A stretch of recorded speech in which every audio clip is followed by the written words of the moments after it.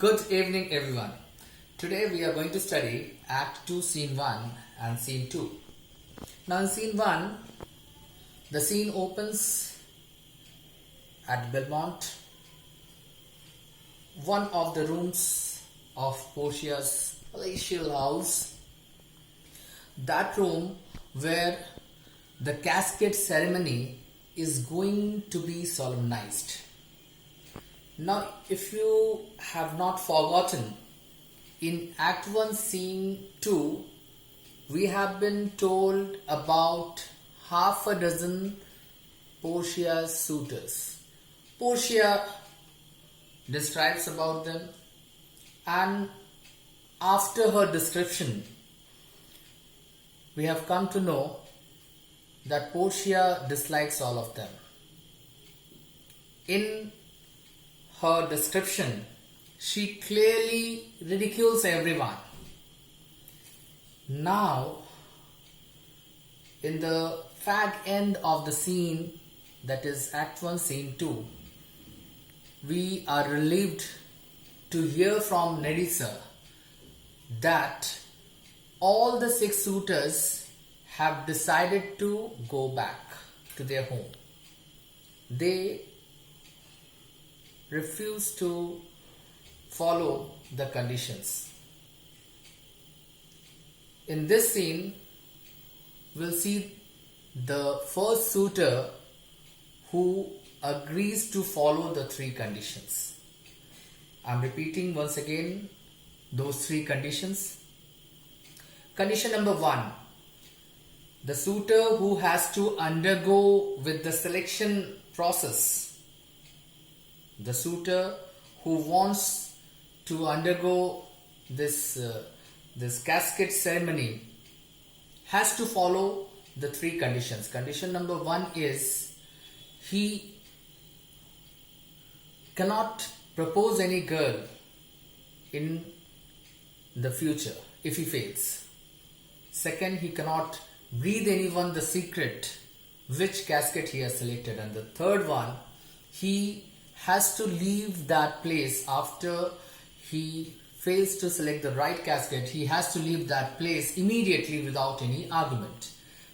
So, Prince of Morocco, a very dark complexion guy, he very bravely agrees to follow the 3 conditions. So here in this scene, we'll see how he proceeds in this process of selection and how he badly fails because of his proud nature. So in this scene, there is a conversation between Portia and Morocco.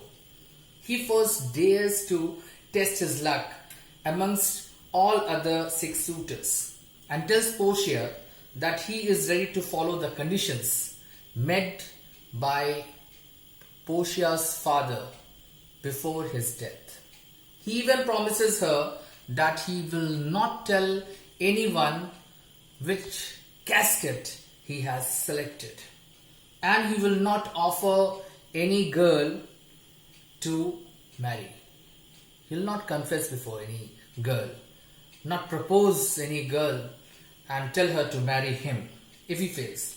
He confesses then that his complexion though is dark because of his nearness to sun.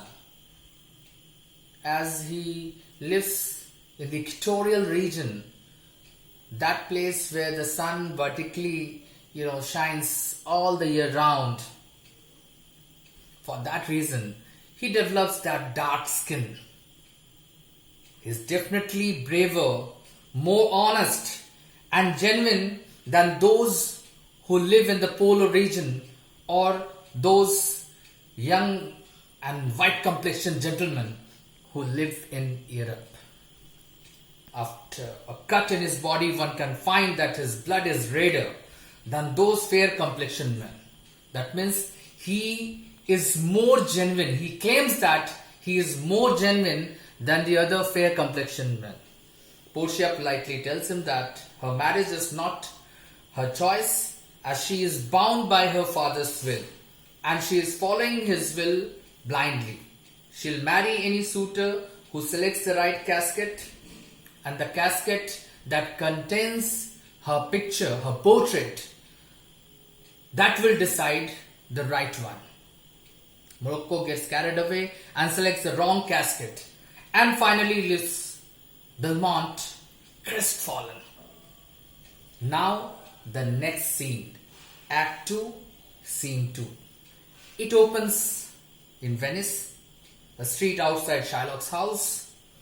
Lancelot Gobbo meets his father, old Gobbo, and comes to know that the latter wants to meet Shylock. He is initially annoyed to see his blind father and tries to make him weep by telling him that his son is no more.